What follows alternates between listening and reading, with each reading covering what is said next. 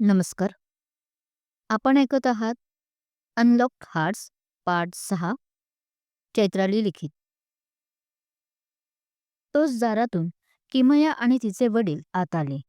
किमयाच्या चेहऱ्यावर नेहमीप्रमाणे आत्मविश्वास होता आणि सरपोतदार सर ते सुद्धा. त्यांच्या ठायी असलेला स्थिर स्वभाव त्यांच्या बोलण्यातून चालण्यातून नकळत का होईना कळत होता. किमया त्यांची मुलगी म्हणून शोभून दिसत होती. सो मिस आर्या, माझ्या पप्पांचं स्वागत असं इतक्या हलक्यात करणार आहात का? तिच्या त्या दोन्ही रिकाम्या हाताकडे पाहून किमया आपल्या पप्पांकडे पाहत कुटील हास्य करत विचारते. "हं, न नाही, पण यावर आर्याला काय बोलावे ते कळत नाही. अंकल, पाणी." तोच सुनैना पाण्याची बाटली त्यांच्या हातात देणार की ती पाण्याची बाटली मिस्टर सरपोतदार यांच्या अंगावर जाऊन पडते. "सॉरी सॉरी, ते चुकून." ज्यामुळे सुनैना चांगलीच घाबरून जाते. "चुकून? रिअली? हं?" ती मया उपरोधाने म्हणाली. "तुमच्यासारख्या म्हणा अशा वेंधळ्या मुलीकडून अजून काय अपेक्षा करावी?" तिचं असं बोलणं ऐकून सुनैनाला कसं तरीच वाटले मनातून. कारण अख्खा स्टाफ समोर होता. तिने रडत मान खाली घातली कारण किमयाने तिचा बोलताना हातही घट्ट पकडला होता. "मिस किमया." पण आर्या आता तिथे त्यांच्या जवळ जाऊन उभी राहत किमयाचा हात सुनैनाच्या हातावरचा बाजूला करत बोलते.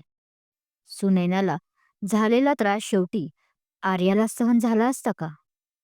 कितीही झालं तरी आता तीच तिची ऑफिसमधली बेस्ट फ्रेंड होती. "जे काही तुम्ही चालवलं आहे ना, ते बरोबर नाही."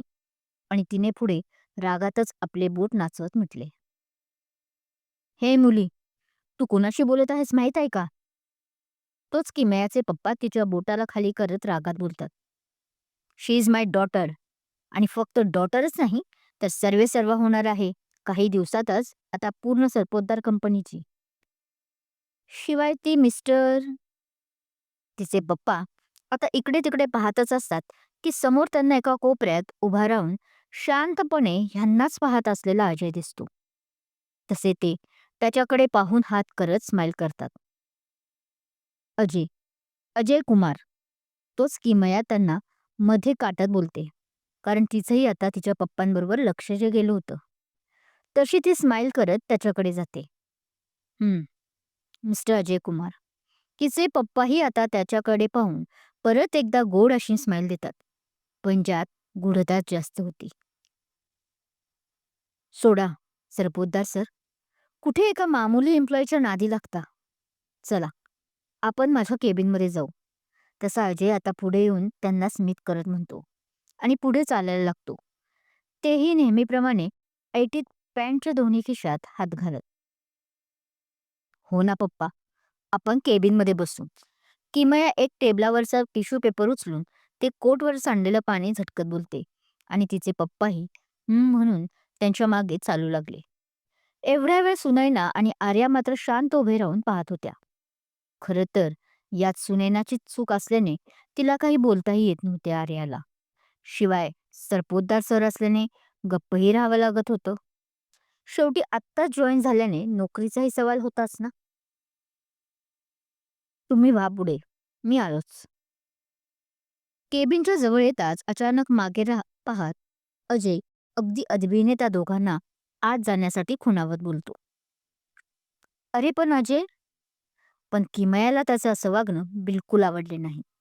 तिला माहीत होतं त्याचं आता काय काम असेल आणि म्हणूनच ती त्याला अडवत होती. "किमू darling, just give me 2 minutes." तो तिच्या गालाला स्पर्श करत हसून म्हणाला आणि आपला कोट नीट करत बाहेर पडला. "किमया, चल आत बसू. मला जरा महत्वाचं बोलायचं आहे तुझ्याशी."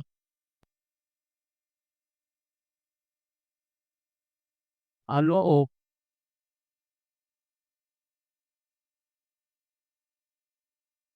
पप्पा तिला आत घेऊन जातात, जे सध्या रागाने त्याला पाहत होती.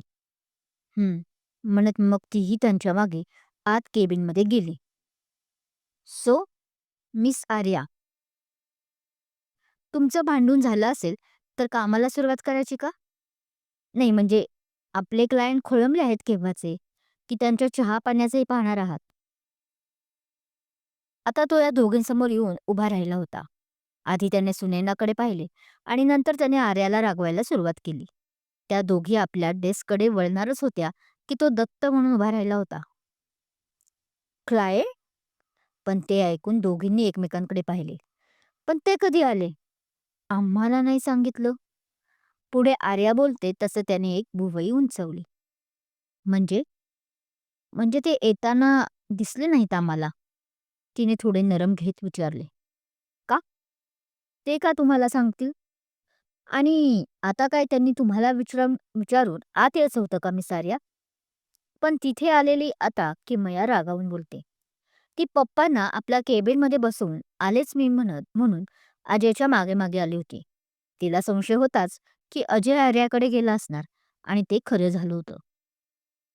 नाही मॅम तिला आता सुनैना मध्ये पडते पण किमयाने तिच्याकडे रागात पाहिले. तशी ती शांत बसली. मिस सुनैना, वादावादी घालण्यापेक्षा जा आणि चहा कॉफीचं बघा. शिवाय त्या 2 थंडाईच्या बाटल्याही आणा स्वतःसाठी आणि या तुमच्या कलिगसाठी सुद्धा. अजयने आता एक कटाक्ष रागाचा किमयाकडे टाकला आणि पुढे सुनैनाला बोलला. आणि हो, त्याच्या पेमेंटची काळजी करू नका. ऑफिसच्या पेमेंटमधून कट होतील ते. तो कुटील हसून म्हणतो. त्याला खरं तर किमयाने त्याच्या मागे असं आलेलं आवडलं नव्हतं. पण तरी तो शांत होता. सर, सुनैना त्याला काही बोलणार तोच आर्या तिचा हात धरते आणि तिला ओढतच नेते. आता तिला वाद नको होता, कारण टेन्शन आलं होतं. प्रेझेंटेशनचं नाही, पण क्लायंट कोण असेल असे मनात का माहीत नाही, पण किंचित भीती वाटत होती. पण सध्या त्या स्वतःला कूल ठेवण्याचा प्रयत्न करत होत्या. So, good evening everyone. सगळे आता कॉन्फरन्स रूममध्ये जमा झाले होते. हा प्रोजेक्ट कंपनीसाठी खूप महत्त्वाचा होता आणि त्यात सगळ्यांनी सहभागी असणे गरजेचं असल्याने त्याने सर्वांनाच इन्व्हाइट केले होते. अगं सुनैना, ही मीटिंग तर प्रायव्हेट मीटिंग होणार होती ना? आर्या आणि सुनैना यांना मात्र थोडा म्हणजेच 2 मिनिटे रूममध्ये यायला उशीरच झाला होता. बिचाऱ्या प्रेझेंटेशन प्रेझेंटेशनची कसून प्रॅक्टिस करत ज्या होत्या. त्यामुळे कॉन्फरन्स हॉलमध्ये एवढी गर्दी असेल असं वाटले नव्हते. त्यामुळे आर्याने जरा गोंधळूनच विचारले. मिस आर्या आणि मिस सुनैना, तुम्हाला नवीन पद्धतीने वेलकम करायचं का? तोच अजयला या दोघी त्या दिसल्या आणि याने मान नकारात हलवत म्हटलं. बसायला काय आता खुर्च्या देऊ का? त्याने रागात कटाक्ष टाकत म्हटलं. तसं आता सगळेजण या दोघींकडे पाहायला लागले आणि हसले सुद्धा. किमया व तिचे पप्पाही आले होते. किमयाने त्या दोघींना मनात युजलेस म्हणत शिवी दिलीच. नो नो सर म्हणत दोघी पटकन तिथे जवळ असलेल्या खुर्चीवर बसून घेतात. सो, मी सांगत होतो की त्याने आता परत आपले बोलणे सुरू केलं. आपल्याला 2 क्लायंट या प्रोजेक्टसाठी भेटले आहेत. त्यातील एक जण आज आपल्या समोरून उपस्थित आहे. तो बोलला तसे आता कोण आहे, कोण आहे सगळे एकमेकांत कुजबूज करायला लागले. कोण असेल ग? आणि कुठे आहेत? आता सुनैनाही आर्याच्या कानात कुजबुजली. तसं आर्यानेही मला तरी काय माहीत वाला लूक दिला आणि दोन्ही खांदे उडवले. मला तर एकदाही दिसले नाही ते. पण सुनैनावर काही फरक पडला नाही तिची आशा पाहण्याचा. कारण तिच्याकडे न पाहता उत्सुकतेने किमयाने तिच्या पप्पांकडे पाहत होती की तो क्लायंट तिथे तर बसला नाही. क्रमशः कोण असेल हा क्लायंट हे जाणून घेण्यासाठी ऐकत रहा अनलॉक्ड हार्ट्स. हृदयांना कुलूप लावता येतं पण भावना थांबवता येत नाही. कथा आवडत असल्यास लाईक करा, कमेंट करा, शेअर करा आणि हो, चॅनल अजून सबस्क्राईब केला नसेल, नवीन असाल तर नक्कीच सबस्क्राईब करा. थँक्यू.